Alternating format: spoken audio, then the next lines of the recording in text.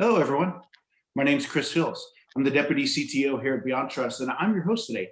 Today, we're actually going to be taking a journey through digital transformation and zero trust and how the two of them are important to one another. And so, along with me and along with this ride, I have, one of our marketing girls, Danielle, who's going to be helping me out. And so, real quick, go through the agenda for you so you kind of understand what we're doing and why we're here. So again, we're going to talk about digital transformation.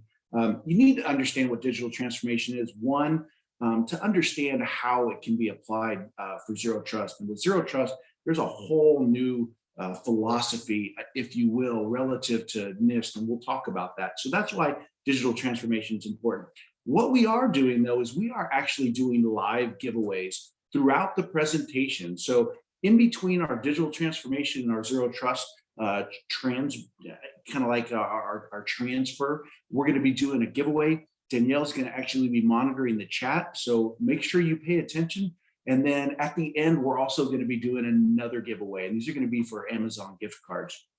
I believe they're going to be for $50 Amazon gift cards. So definitely pay attention. Before we get started, one of the things I always like to do is what qualifies me among other people to be sitting here talking to you today. So the great thing about this is I've been doing IT for over 20 years. I started back when I was in the military. I was in the Navy for almost 9 years. But once I got out, I really started working through my degree in college and everything. My last 9 years, I've been in PAM, dealing with PAM for about 11 years. My last 9-year tenure was at Charles Schwab, for those of you that might be familiar. There I was a technical director leading everything from security architecture to engineering to administration of everything related to PAM and overall PAM maturity for about 9 years. That last 2 years of that 9-year stint is when I actually became involved with BeyondTrust. As you can imagine, 9 years of transformation from a PAM solution standpoint. We went through a handful of different solutions, trying to modernize and try to constantly mature our overall security posture. The last 2.5 years with BeyondTrust, and really fell in love with the company and found myself was a new place to actually come, and I really wanted to work for. So here I am. I work underneath our CISO and CTO, Maury Haber. So without further ado, let's jump in. So what is digital transformation, right? And I think some of you probably all know this. The textbook definition is the process of using digital technologies to create new, modify existing business processes, right? Culture and even customer experiences to meet the changing business and market requirements. This reimagining, if you will, of the business in this digital age that we're constantly evolving, right, is what we refer to as this digital transformation. When you look at how digital transformation has been adopted, 93% of organizations are engaged in some sort of modernization related to digital transformation efforts. And if you look at the cost associated with its growth, by 2025, there will have been 3.3 trillion invested by companies to modernize in order to stay current, right, with today's time. So some of you might be asking, what are the driving factors? Well, one of the more popular ones, right, since we are a security company, is what we're going to focus on today, which is cybersecurity. I think we can all agree that over the past year or so, right, as a result of the pandemic, especially, there's been huge efforts for companies to digitally transform how they look at and how they do security, especially with a large spread growth in, remote working, telecommuting. I also think it's safe to say that, making sure organizations remain secure as they're forced to continue business operations, cybersecurity has been propelled to the top for many. And let's not forget about all the breaches that we've seen, over the past 12 plus months. Look, we just heard about the recent, gas and oil breach that we had. I don't think I need to remind everybody about the SolarWinds breach. These things are becoming more and more relevant. And some of them might be more sophisticated than others, while others might be, some low hanging fruit items, right? But ultimately, it's propelled companies to look at their cybersecurity landscape and to make decisions to digitally transform their security programs. So when you think about the path to digital transformation, a lot of organizations, I want to say, will typically go through 6 stages, right? And we talk about that digital transformation. The first stage is what everybody is familiar with, right? The business as usual. This is how your organizations operate today. It's familiar, it's legacy process in retrospect. Once they build some maturity, if you will, right, in this area, they move into that second stage, which is that present and active stage of the digital transformation process. This is where there are pockets of experimentation across the organization, which is ultimately driving this digital creativity, if you will. The third stage of this, right, this is where that process is in the formalized stage. And this is where the programs of experimentation that are occurring, they start to become more intentional. These are what we refer to as the change agents within the organization.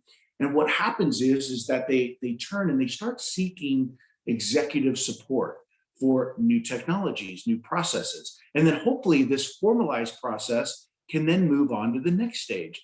And this is more that strategic stage, the element stage. Within this element, there are what we refer to as strategic groups, recognizing the strength that digital transformation can bring to the business itself, such as maybe new roadmaps, maybe new security tools, for example, or even modernized processes to keep up with maybe trying to make things more efficient.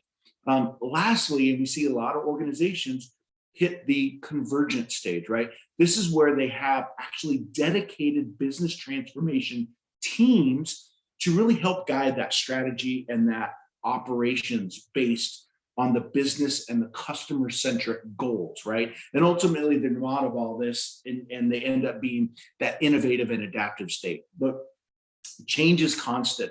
A new ecosystem has arrived and the business can now act upon the market and the technology trends at actual speed. So 20 years of infrastructure in 45 seconds. Some of you might be going, wow, how's this even going to happen? So if we look at and explain 20 years of infrastructure, right? The first part, a couple decades ago, we had a lot of what we refer to on-prem infrastructure, right? I think we can all agree. And then more recently, about a decade ago, we started to move out into the cloud. Some of you would be like, wow, really that long ago, a decade? Believe it or not, yeah. We're really starting to see, right, through today and a much more approach to technology with the intent, or the invent of IoT, DevOps, right? And then in the very near future, we're starting to see the capitalization on this, right? And the more of us are using the as a service type applications. So what we know is that transformation, if we look at that, right, we just went over that, right, it's constantly changing and evolving exponentially worldwide. And when we speak to other people, we know that, right? And unfortunately, there are risks and the risks that are associated that go along with it that are continuing to grow exponentially in parallel along with all that. We certainly know that the threat actors are looking to get privileged access to systems. Look, at the end of the day, that's what we're trying to prevent. Gone are the days of single points of control for all organizations to essentially maintain control over their privileged accounts, which is one of our focuses today, right? In most organizations, there are tens of thousands of privileged accounts across thousands of assets, devices. And when we think about it, these are on-prem, these are in the cloud. They're part of the Internet of Things, right? And they're even involved now in the DevOps when we talk about secrets. At the end of the day, our customers are telling us that it's becoming harder and harder for them to not only manage, but also to track and keep up with. So that's the key point here, right? So if you're sitting there scratching your head, asking yourself, why should I care about digital transformation? Look, I mentioned it earlier, integration is seen as a key element to the success of digital transformation. And look, that goes with security as well. So let's look at yesterday versus today, or even, if we look at yesterday looking forward from today, right? In comparison with each other.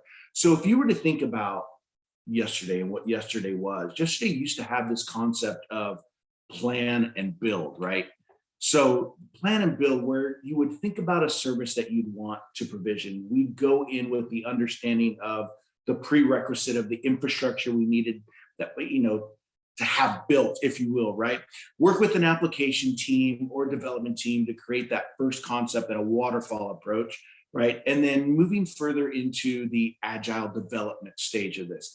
And really where we're starting, taking that device-centric approach where we're hosting this, right? Or where we're actually going to place this. And what has happened with DevOps is that we've moved to a more consume and configure model, right? So this is where we're actually consuming a lot of services, right? We're making sure that rather than having that underlying infrastructure that we had to have and that we have to manage, we're making use of cloud-based assets. And then we move into that agile operations portion of this, right? So as applications are developed and reconfigured, maybe even overnight in a very fast velocity, right? We're able to introduce those changes much faster to the customer. And at the end of the day, we're ultimately improving their experience, right? And the key point of this here is the identity, right, that powers this transformation. It's that identity-centric approach to all this. So the challenges, and there are challenges with this, and some of these challenges might be ecosystem exploration. Look, we're hybrid and let's say multi-cloud environments, maybe even IoT environments, third-party and vendor access, and even BYOD provide a much larger threat landscape for cyber attacks, right? Look, I think we can all agree as we continue to grow in technology, that landscape for cyber attacks grows with it. We have to continue to evolve and update our security posture. The other piece here is the ever evolving perimeters, right? As we continue to extend corporate networks, security, and vulnerabilities, if you will, right, into our homes with networks that are technically unsecured by enterprise standards, that brings on a completely different set of responsibilities, as well as a threat landscape when you actually have these people working from home, assets that are in the home, right? Instead of being what we refer to as the castle and moat technology, where you have that network perimeter that is protecting those endpoints, right? We're going to this shrinking perimeter or perimeterless approach, and that'll become important when we start talking about zero trust. And then lastly, and this is a big one, is the unmanaged privileges, right? Whether this is with new assets, whether it's with applications, or even the rights that that users have, or that you've given them as a result of having to evolve, right? For them being able to work from home because you're enabling them. And these are very common. It's one of the most popular means, again, for these cyber adversaries and criminals to leverage on, and breach an organization with. So what happens next, right? Without taking these secrets and taking these credentials under control, realistically, we already know the consequences of this. We've seen it, right? We've seen it in social media. We've seen it in the news. We just saw it recently, right? In the gas and oil industry.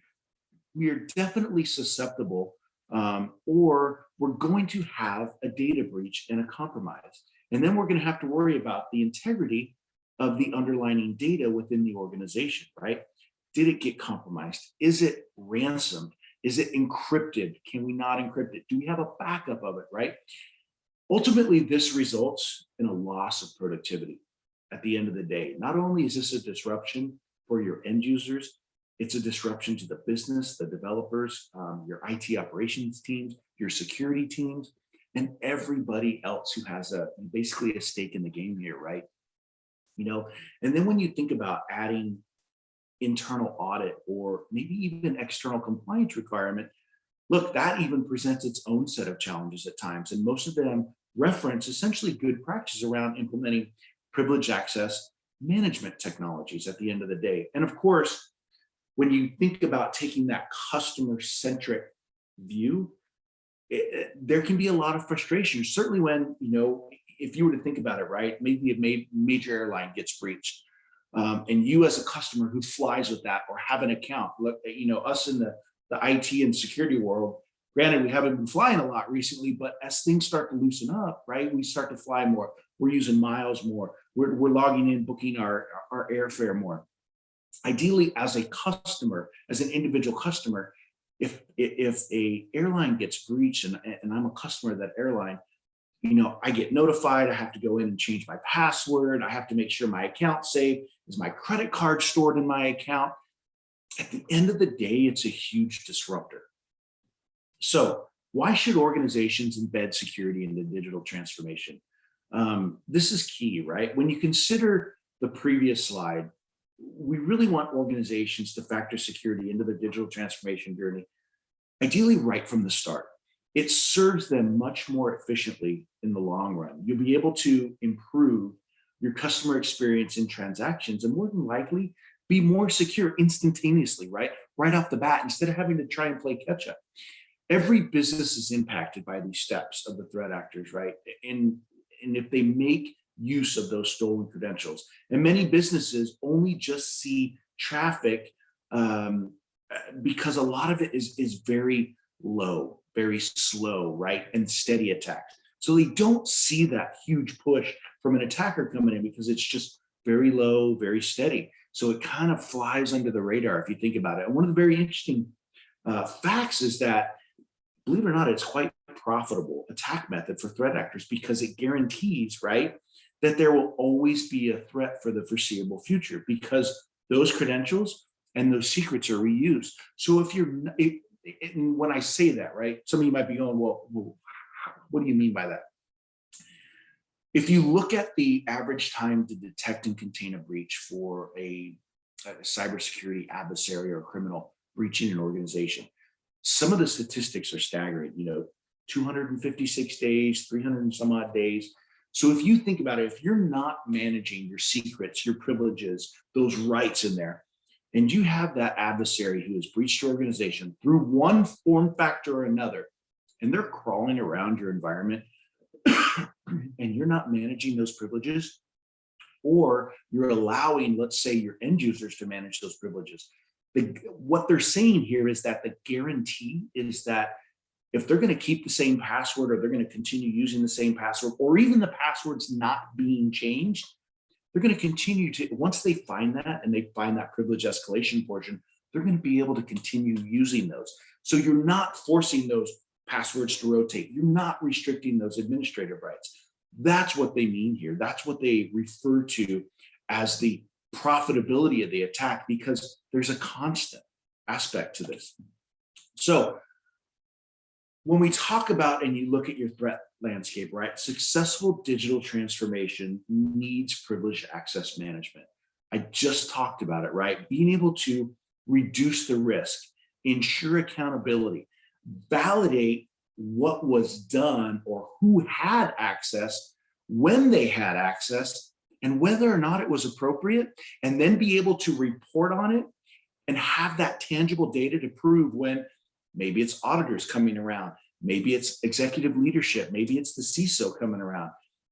That is part of the key in the success of not only PM, privileged access management, but the digital transformation aspect of it. And so one of the things that's unique about BeyondTrust and helping our customers, both existing, both new, right, and even potential, our solution essentially allows you to start with use cases that are most critical to you, your organization, and then you expand on that, right? And you mature that over time. If you want to start by protecting privileged access from third parties, or maybe your development secrets, or removing privileges from servers, or maybe even endpoints, at the end of the day, rest assured you can target those and lock those areas of risk, right off the bat with the right solution. One of the things that I'm trying to emphasize this year, especially with all these security breaches going on that we've seen, cybersecurity criminals are not dumb, but they are lazy. They will take the path of least resistance when trying to compromise or breach an organization, right? They're opportunistic. So while you focus on those high priority items and those items that really resonate at the top, don't forget about the low-hanging fruit things. Don't think that just because something is a small risk, it doesn't pose an inherent risk to your organization, right? One of the analogies that I use with this that kind of goes a long way. And everybody can relate to this, right? One way or another, whether you have friends, family, some of this has happened.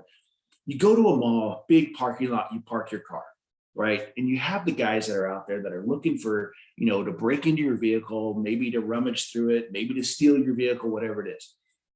Think of those guys as those cybersecurity criminals that are out there looking at your network. Are they going to go and try to break into a vehicle that potentially has a car alarm, potentially is going to notify you via your phone or some other mechanism? Or are they going to go look for something that is unlocked and they can gain access to, right? They're going to stay under the radar. It's not going to make a scene. It's the same way. Cybersecurity criminals, again, they're lazy. They're looking for the easiest way in, and they're going to take advantage of it. So again, this is why we call this a journey, and we encourage everyone to continue moving forward and maturing their overall PAM and security posture along that journey. Don't forget about the low-hanging fruit around this. So that kind of concludes the first part. We're going to jump into our first giveaway, right? And so our first giveaway, for those of you that have been paying attention, hopefully I haven't put anybody to sleep yet, but what percent of organizations are engaged in digital transformation program? Please put your answer in the chat. Danielle is going to be monitoring the chat. She's going to grab the first person who actually gets the correct answer in the chat and let us know who that first winner is. Thanks, Chris. It looks like, let me just see here. It looks like Ken actually answered the question right first. The answer is 93%. So Ken, we will reach out to you after the session, after the event, and make sure that you get your $50 Amazon gift card. Awesome. Thank you, Danielle. Appreciate it. Good. Yep. And congratulations, Ken. Great job. So the second part of this, and I love this this presentation. I really do. It's near and dear to my heart. I really had a lot of input to this with our marketing team. And so we're going to talk about zero trust. We've talked about digital transformation. We've talked about why it's important. And now we're going to layer that with zero trust. And so getting least privilege right, finally, right? It's kind of, call it cliche, if you will, but we're really going to break this down and we're going to talk about what is zero trust. We're going to talk about zero trust versus zero trust architecture. Are they different? We're going to talk about the path to zero trust. We're also going to talk about the role privileged access management, PAM, plays in achieving the zero trust goals. And then we'll talk about, BeyondTrust and how our solutions kind of fit into that model. So the first part, right? What is zero trust? Is it a buzzword? Is it a solution? Is it a product? Is it a company?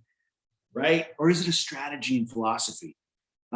From its inception, John Kindervag, a former Forrester VP and analyst, it was introduced as a result of the original trust model being broken. So here's the history around zero trust, right? And this is why I love this. The original trust model was trust, but verify. That original model, right, with the concept of trusted users, trusted networks, trusted interfaces, but nobody was doing the verification, right? None of that verification was actually being done.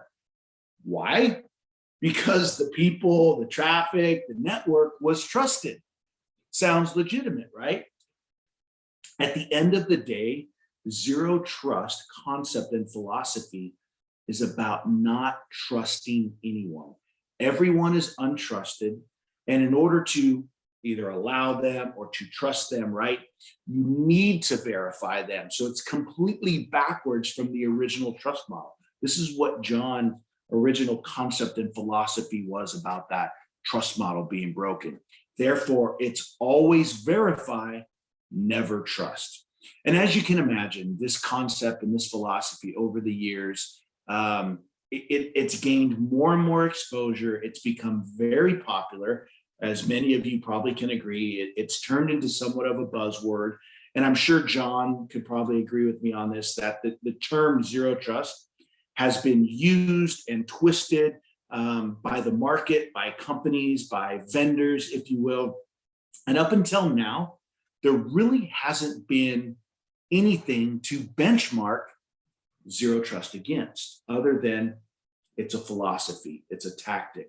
And getting there is a result of multiple steps. It's not just one. So make sure you understand that. So the zero trust framework, in terms of a vendor concept, is essentially it's still fairly vague, right? The beauty of this is that the NIST guidance from 800-207 is going to give you the best information to really understand the goals and the benefits, right? And so the NIST 800-207 is becoming essentially the go-to source now for zero trust and zero trust architecture reference, because they finally released a special publication and put everything, and for the most part, dispelled everything that was out there around what is zero trust. Is this philosophy? Is it a concept? There hasn't been anything tangible other than white papers, right? John had some white papers out there. Other people have put their own spin on it with white papers. And ideally, if you listen to some of the vendor marketing pitches, maybe some of the hyped up pitches around zero trust or around zero trust architectures, and even companies putting out there saying that they have a zero trust or zero trust architecture, one-stop shop solution, you can see why this is becoming an industry buzzword. And the problem is that it means different things to different people still. So my recommendation for you is to make sure that you take a look at that NIST 800-207. So that way you can either dispel all the hype and the buzzword phenomena, right? And ultimately get more clarity and details around what zero trust is and what zero trust architecture. We are literally just scratching the surface. It's not a huge read. I want to say it's, I think, 26 pages. There's architecture pictures in there and everything else. But please, please, please, if you're hearing a lot about zero trust and you're wondering, is what I'm hearing really, true or not true? Look up the NIST 800-207. Take a look at it and really use that as that foundation. So that way you can either call somebody's bluff and truly understand going forward. So one of the beauties, right, as we dive into it, and I'll make a lot of reference to the NIST 800-207, one of the first things it does in the special pub is it defines both zero trust and zero trust architecture. And if you examine the definition of zero trust, it is an evolving set of cybersecurity paradigms that move defenses from static network-based perimeters to focus on users, assets, and resources. That is the definition of zero trust, right? As defined by NIST.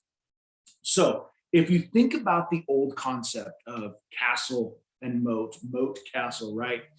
Whereas that traditional security boundary of being the network, right? Protecting everything inside the network, like the moat protecting the castle, while everything inside the perimeter, or the moat, right? Everything inside that moat is trusted. It's free to roam.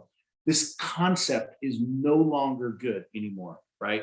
And while I'm not here to tell you that network or perimeter security is done and gone, right? Because it's not, it's still valid, but instead the shift, which we'll talk about here in a minute, has moved from protecting that perimeter to now protecting the users, the assets, the resources, and the workflow inside the perimeter. And us at BeyondTrust, right, being a security solutions provider, we do recognize that NIST 800-207 is now the industry standard moving forward relative to zero trust and zero trust architecture. So as we move along, right, we talked about this, and we talked about the interesting part of how NIST defines the two definitions. And what some of you might be scratching your head is like, wait a minute, how is this possible? Because NIST defines not only zero trust, but it also defines zero trust architecture, right? And what zero trust architecture means. And what's largely more important is when you have heard numerous renditions of the meaning centered around zero trust and zero trust architecture from various marketing campaigns, guess what? Now you can truly dispel some of those and try to make sense of what this whole concept of zero trust and zero trust architecture is. So zero trust architecture, right, is a cybersecurity plan. Let me repeat that. Zero trust architecture is a cybersecurity plan that utilizes zero trust principles and encompasses component relationships, workflow planning, and access policies. There's a lot here, right? So when you dive into that 800-207 by NIST and you start reading about what makes up zero trust architecture, the components, the tenants, right? The workflows, the access policies, all of the various pieces, you will soon see why it is defined as a cybersecurity plan. It is not just one solution, but instead it's multiple solutions working together to achieve that overall Zen state, that zero trust state, that zero trust architect, that cybersecurity plan. It's not just one thing, right? That's the key piece here. And this is the beauty of what NIST has done by defining all of the components for zero trust architecture. And it's almost, they build up to it, right? And they even give you some architectural diagrams that help you along that path. So the shift to zero trust, right? Excuse me. As we realize the benefits to shifting to zero trust and one, how relevant it is, right? Again, don't think about it as being just one way of accessing something. It can be applied in a variety of techniques. You can use it to gain access to your cloud resources. It can be used in your virtualization practices. It can handle your CI/CD agile DevOps processes, right? You must make that conscious decision for your business and your architecture. What would benefit most from zero trust, and not just do it because, hey, it's cool, right? Or you think you don't have a choice, right? But you have to do it. But where you are going to see the substantial risk reduction and gain benefits over that security aspect of it, right? And potentially maybe even replacing legacy systems that need to be sunset, whether maybe it's your domain admin credentials, maybe it's your crown jewels to your development, your coding, whatever it may be. Those are where you truly start to see the benefits. And now, as we've seen this seismic shift, right? I think we can all agree for the remote workforce, the telecommuting, this has accelerated this zero trust concept, zero trust architecture, because now we have people, right, working outside of that castle and moat, or that moat and castle concept, now outside the perimeter. So we have to think about them in a way of being completely untrusted, right?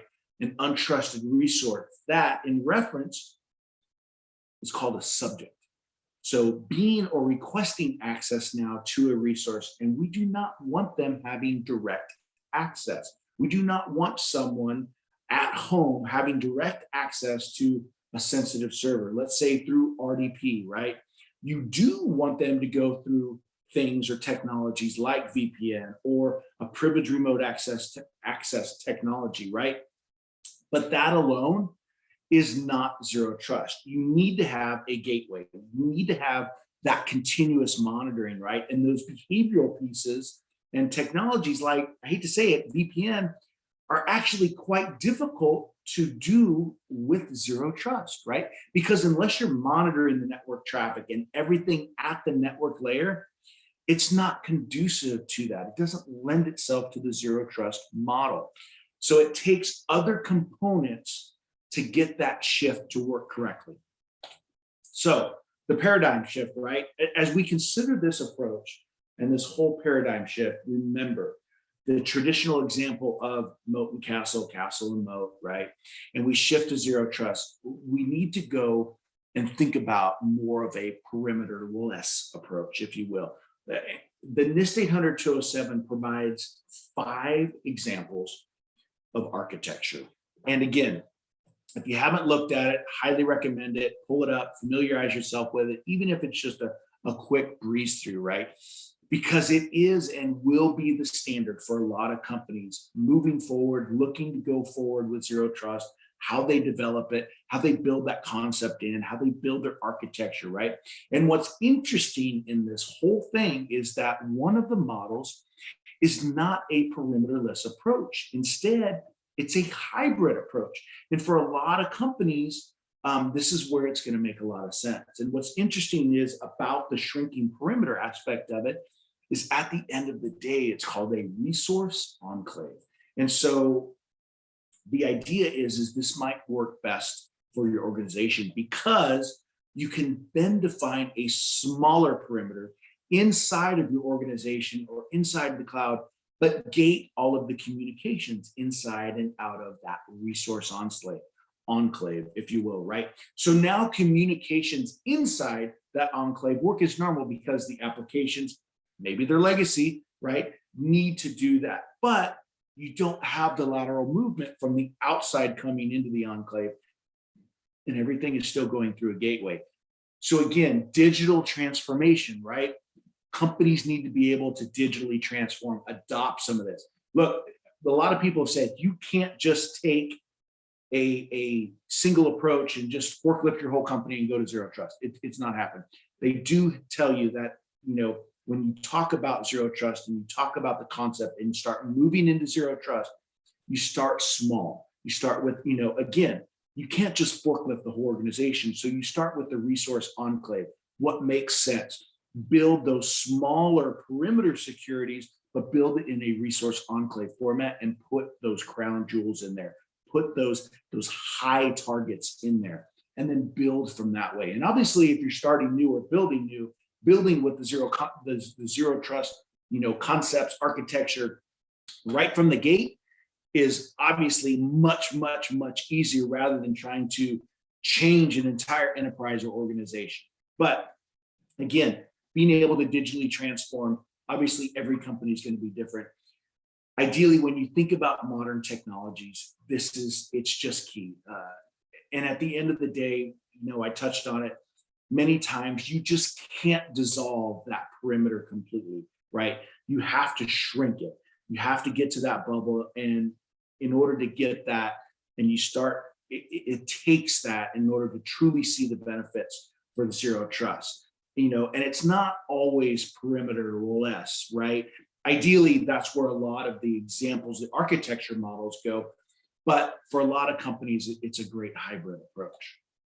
So path, right? Path to zero trust. Look, at the end of the day, NIST guidelines, they provide a very clear and decisive playbook for organizations seeking guidance on how to adopt the zero trust principles, right? Many organizations have already started to embrace the zero trust framework that NIST has put out there, and they're starting to build these into their security strategies at the end of the day.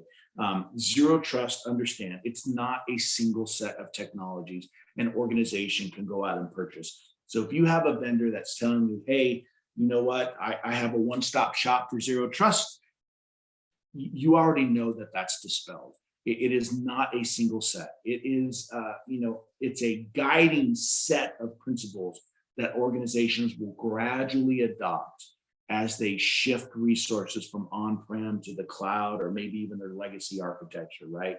To build out, as I talked about earlier, modern architectures that align with zero trust, even then, often, it's a phased approach, right? It's a pragmatic approach over time. And a lot of times what you'll see hybrid implementations, and that's expected. And NIST knows this, right? And a lot of companies, they know this. But these hybrid approaches, they're going to continue, given the challenges for a lot of modernizing of legacy systems and applications. At the end of the day, they're not probably going to be compatible, right? And so again, taking a look at that and understanding the digital transformation portion of it, and truly evaluating where it makes sense. And again, as corporate information security programs, look, we all know they need to mature at the end of the day, right? If they don't mature, we get stuck left behind. And the threats that are coming, they're continuing to evolve. We don't want to be susceptible, right? And ideally, we want to continue moving our organizations forward. We want to continue to maintain a certain level of security posture within the organization. So that way there's a lot of oversight. We know what's going on and we're not left in the dark. And that's another key to digital transformation, making sure we keep up with the future. Because one, whether it's a competitive advantage, maybe your competitors are digitally transforming versus you, depending on your market, depending on your vertical, right? And at the end of the day, you don't want your company being left behind because somebody else has taken on that approach to digitally transform. So the role of PAM here, right? And so the role of privileged access management in all of the zero trust approaches is that when you're granting a zero trust, you truly have to consider the privileged accounts aspect of it. And when I say privileged accounts, these are user accounts, these are administrator accounts, these are root, these are power users, these are other sensitive database accounts, right? Accounts at the end of the day that can be used, abused, extract data, and ultimately cause embarrassment to the company. And we're not even touching on the monetary loss. Maybe it's from customers, maybe it's from revenue, maybe it's from the disruption, right? When doing that in zero trust, ideally you have to make sure that the identity to account relationship is solid, right? What user to what account, what privileged account, making sure you have that, making sure that it's being monitored, right? The sessions are being tracked. Activity from a single command is being looked at. And if appropriate, it's being terminated, right? Because the last thing you want to do is if somebody's doing something malicious, right, going somewhere, executing something, you need to be able to terminate that session and block that from happening, right? And if you're granting access, right, to someone with high confidence and they're doing something and all of a sudden you see them doing something like maybe they're running an FTP program, maybe they're opening a browser on a server going to somewhere maybe they shouldn't be, right? Shouldn't have internet access on a server, if you're trying to protect it, but you get my point. Server has access to a restricted site. Maybe they're doing something else. Maybe they're clicking something they shouldn't. You need to be able to have that behavior analysis in real time. Once again, a concept of zero trust architecture. And that's one of the key benefits, right?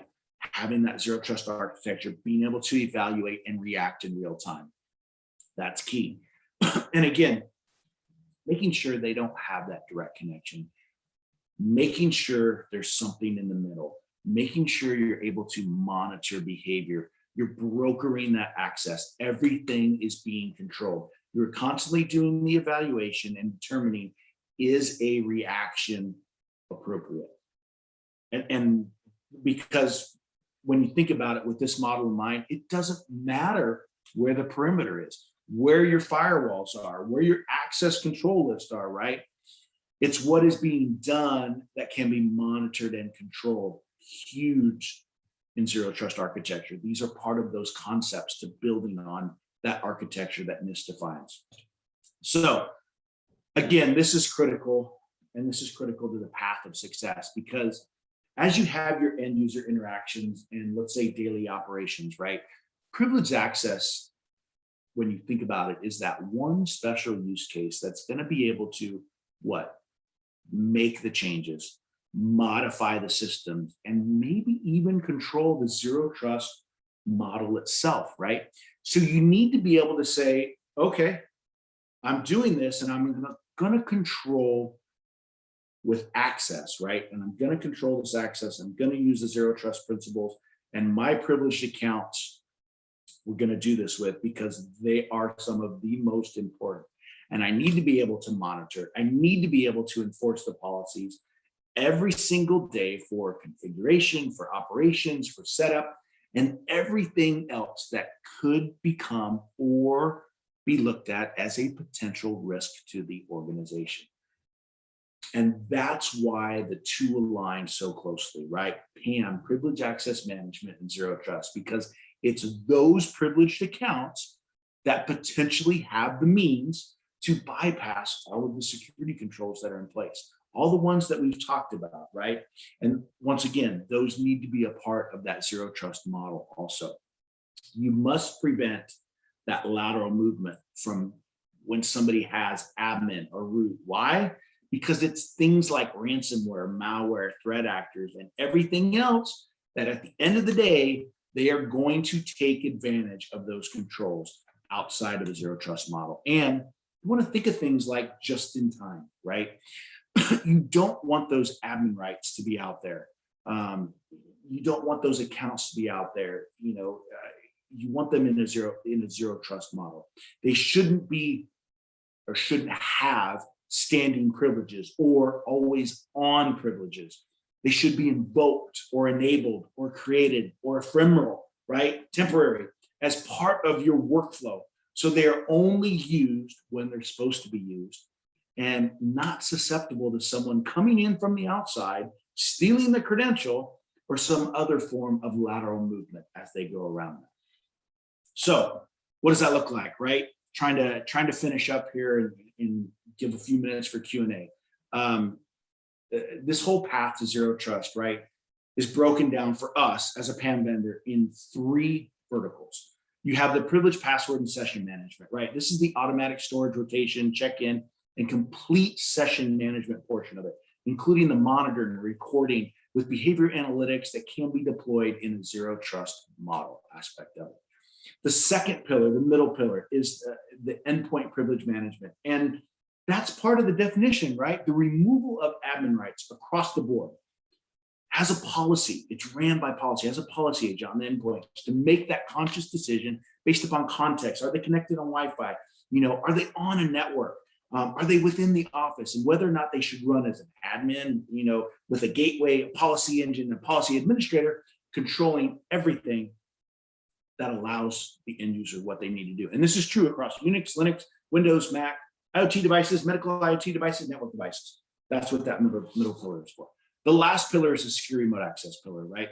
The secure remote access pillar goes that basic concept of the portal diagram. If you go back and look at NIST and you look at that examples, that zero trust architecture, this is allowing the contractors, the vendors, the employees to come into an environment with that zero trust model in mind, but also allowing your help desk personnel to provide support for people, whether they're working at home in the same exact context. No longer that point to point where somebody's coming in, right? We're going through a gateway, allowing that gateway model, whether it's the help desk staff providing remote support, whether they're at home or whether it's your third party or vendors coming in, knowing what they do. You can have password injection, you're monitoring their session. And essentially the biggest key here is making sure that session's not hijacked. So it becomes taking the tools that are very familiar with privileged access management in that space and having those reference architectures that are well defined to meet zero trust at the end of the day, and initiatives to mature them or bring them to the next step.